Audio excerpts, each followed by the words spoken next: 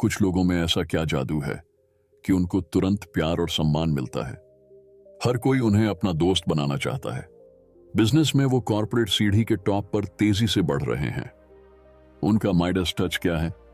सब सवालों का जवाब है उनका लोगों के साथ व्यवहार करने का कुशल तरीका। आज हम एक ऐसी ही किताब से सीखने जा रहे हैं, किसी से कैसे बात करें, रिश्तों में बड़ी सफलता के लिए छोटी छोटी तरकीबें, जिसे लाइल लोनेड्स ने लिखा है, जिसमें से हम ऐसी 51 तरकीबों के बारे में बात करेंगे जो कि आपके जीवन के हर पहलू में आपको आगे लेकर जाएंगे। पर्सनल हो, जॉब हो या बिजनेस। लेखक ने अपना करियर लोगों को यह समझाने में बिताया है कि सफलता के लिए कैसे कम्युनिकेट किया जाए। इस पुस्तक में बहुत ही सरल और प्रभावी अचूक सफलता तकनीक बताई है।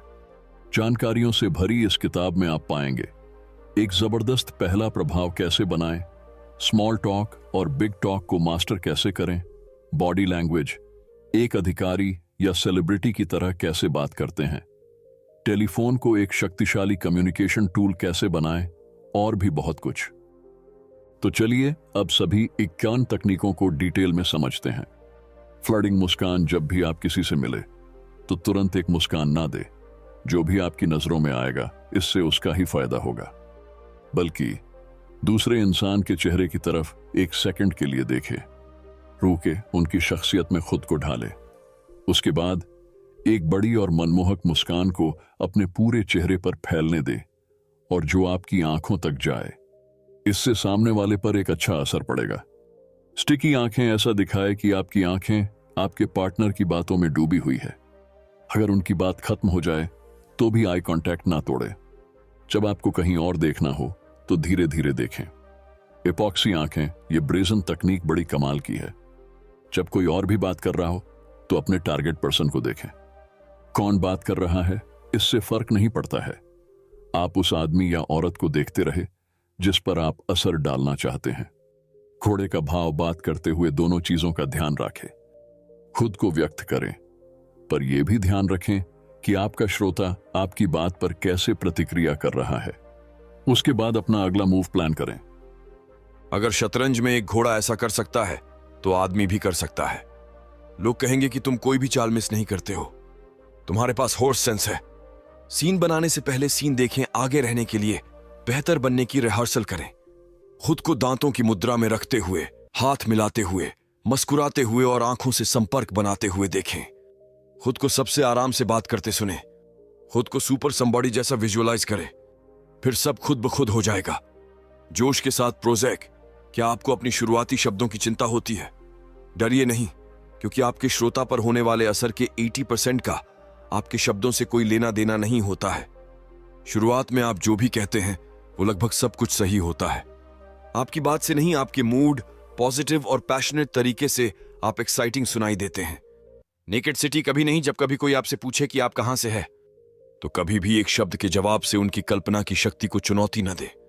अपने होम टाउन के बारे में कुछ मजेदार फैक्ट्स जानें जिस पर आपसे बात करने वाला कमेंट कर सके, और जब वो आपका जवाब चतुराई से देते हैं तो उन्हें लगता है कि आप बेहद अच्छी बातें करते हैं।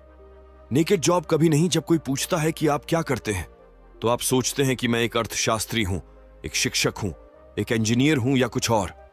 हम ये सोचते हैं कि ये जानकारी आपकी अच्छी बातचीत के लिए बहुत है। हालांकि ऐसे किसी के लिए जो अर्थशास्त्री, शिक्षक या इंजीनियर है, आप ये भी कह सकते हैं कि आप एक पैलेंटोलॉजिस्ट या प्शोनलिस्ट हैं। अपनी नौकरी के बारे में कुछ मजेदार बातें सामने रखें, वरना वो जल्दी ही आपके पास से चले जाएंगे। शब्द जासूस बनो।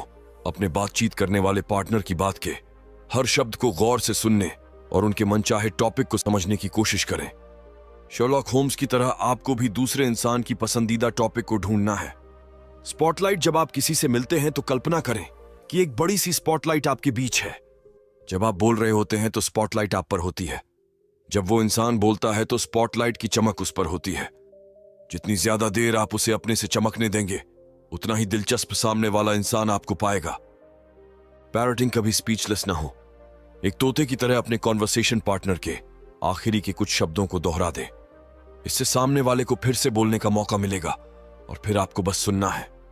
दोहराना। जो सबसे मीठी बात आपसे बात करने वाला इंसान सुनना चाहता है वो है उस वक्त के बारे में बताओ जब भी आप किसी से मिले या पार्टी करें जो आपके लिए महत्वपूर्ण हो, तो ऐसी कहानियां सोचे जो उन्होंने आपको बताई हो। उनमें से ऐसी कोई चुने जिसे भीड़ सुनना पसंद करे और फिर उससे उसे दोहराने की रिक्वेस्ट करें। आपका व्यक्तिगत थिसॉरस अपनी रोज की बोलचाल के कुछ शब्दों पर ध्यान दे और जैसे नए जूते में धीरे से जोड़ी डालते हैं, वैसे ही अपनी जुबान पर कुछ नए शब्दों को फिट करके देखे। अगर वो आपको अच्छे लगे, उन्हें स्थायी रूप से बदल ले। याद रहे, सिर्फ 50 शब्द ही एक समृद्ध रचनात्मक शब्दावली, एवरेज और सड़क छाप का फर्क बनता है। 2 महीनों तक हर रोज एक शब्द को बदले और आप बेहतरीन तरह से बात कर पाएंगे। हटाए इसे। मुझे भी।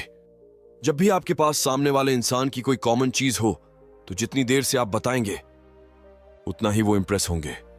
इससे आप कॉन्फिडेंट लगते हैं, ना कि किसी अनजाने से जुड़ाव बनाने के भूखे लगते हैं। हालांकि अपना शेयर्ड इंटरेस्ट बताने में बहुत ज्यादा वक्त भी ना लगाए, वरना आप मुश्किल में पड़ जाएंगे। विशिष्ट, एक्सक्लूसिव मुस्कान। अगर आप सबको एक जैसी मुस्कान देंगे तो उसकी कीमत घट जाएगी। जब लोगों के ग्रुप से मिले तो सबको एक अलग मुस्कान दे। अगर ग्रुप में कोई आपके लिए बाकी से ज्यादा जरूरी है तो उन्हें एक अलग बड़ी सी मुस्कान दे। शिक्षार्थी और श्रोता एक असरदार कम्युनिकेटर बनने के लिए आपको नॉलेज लेने के साथ साथ एक बेहतरीन लिसनर होना भी जरूरी है। नॉलेज किताबें पढ़कर ली जा सकती है, और अगर आपको किताब पढ़ना पसंद नहीं है या आपके पास किताबें पढ़ने के वक्त नहीं है, तो बहुत से बेहतरीन ऑडियो बुक प्लेटफॉर्म से सीख सकते हैं। बदलते रहें प्रोफेशनल स्पीकर। एक शानदार असर बनने के लिए अपने हाथों का और अपनी बॉडी का इस्तेमाल करते हैं। वो उस जगह के बारे में सोचते हैं जिसमें वो बोल रहे हैं। वो आवाज के बहुत से टोन्स बदलते हैं और बहुत से एक्सप्रेशंस का इस्तेमाल करते हैं। वो अपने बोलने की रफ्तार भी बदलते रहते हैं और वो चुप्पी का भी सही इस्तेमाल करते हैं। चिढ़ाना किसी और का बनाया छोटा सा मजाक भी बहुत हानिकारक हो सकता है।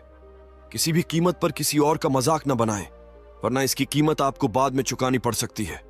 यह रिसीवर की गेंद है। किसी भी खबर को देने से पहले उसे अपने दिमाग में सोचिए, फिर उसे एक मुस्कान या एक आह के साथ डिलीवर करें। उस हिसाब से नहीं कि आप उस खबर के बारे में कैसा महसूस करते हैं, बल्कि इस तरह की सुनने वाले उसे कैसे लेंगे। टूटा रिकॉर्ड। जब कोई आपसे किसी अनचाहे विषय पर सवाल करता है तो बस अपना असली जवाब दोहरा दे। सेम शब्दों का इस्तेमाल सेम टोन में करें। उन्हें दोबारा सुनने से वो चुप हो जाएंगे। कभी भी नेकेड धन्यवाद नहीं, कभी भी धन्यवाद को अकेले ना बोले। हमेशा पूरा बोले, जैसे कि पूछने के लिए थैंक यू, मदद करने के लिए थैंक यू। Scramble therapy. महीने में एक बार अपनी जिंदगी को उथल पुथल करे। कुछ ऐसा करे जो आपने करना सपने में भी ना सोचा हो। किसी खेल में हिस्सा ले, किसी प्रदर्शनी में जाए, किसी ऐसी चीज का लेक्चर सुनिए जो आपके अनुभव से बिल्कुल अलग हो।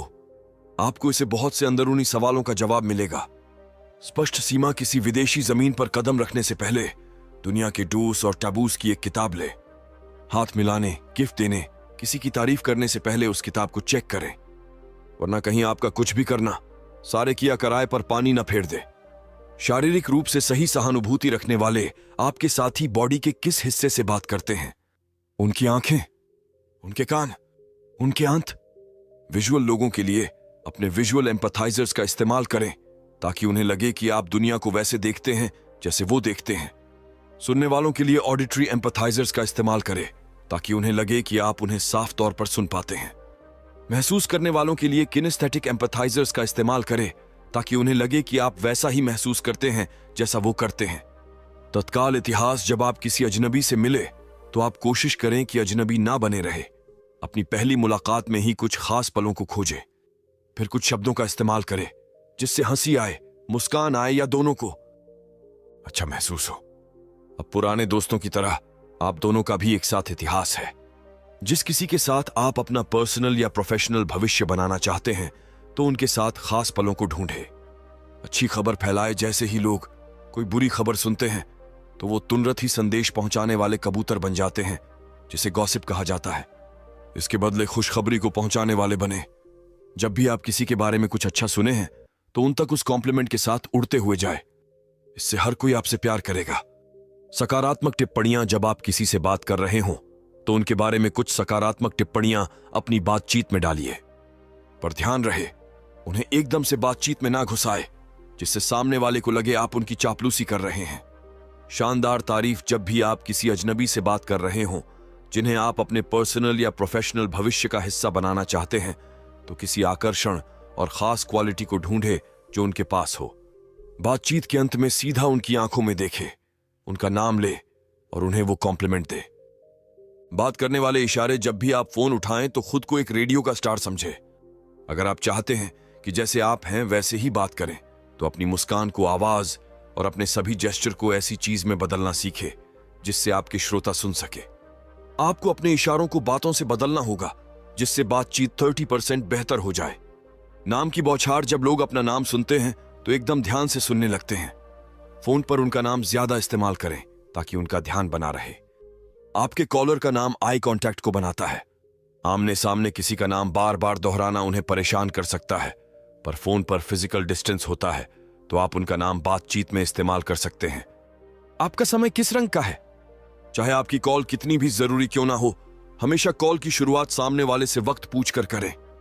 पूछे कि क्या यह आपसे बात करने का सही वक्त है। जब आप पहले यह पूछते हैं तो आप सामने वाले के वक्त में टांग नहीं अड़ाते हैं। आपको कभी ना सुनने को नहीं मिलता है, सिर्फ इसलिए क्योंकि आपकी टाइमिंग सही नहीं थी। मैं आपकी दूसरी लाइन सुनता हूं। जब आपको फोन के बैकग्राउंड में कुछ सुनाई दे तो बोलते हुए बीच में ना रुके। पूछे कि मैंने आपके बच्चे को रोते हुए सुना, या आपके पति या पत्नी आपको बुला रहे हैं। पूछे कि उन्हें उसे अटेंड करना है, चाहे उन्हें करना हो या नहीं, पर उन्हें पता चल जाएगा कि आप एक बेहतर संचारक हैं। चबाना या मिलाना उन पर एक एहसान का कर्ज रहेगा, पर उससे उसे चुकाने के लिए बोलने से पहले सही वक्त का इंतजार करें। उन्हें इस बात का मजा लेने दें कि आपने ये दोस्ती के नाते किया है। बहुत तेजी से जैसे कुछ ऐसा ना करें। पार्टीज बकबक के लिए होती है। इंसानी जुगल में ऐसी कुछ ही सुरक्षित स्वर्ग है जहां सबसे ताकतवर शेर भी जानता है कि उसे हमला नहीं करना चाहिए। इनमें से सबसे पहला है पार्टीज।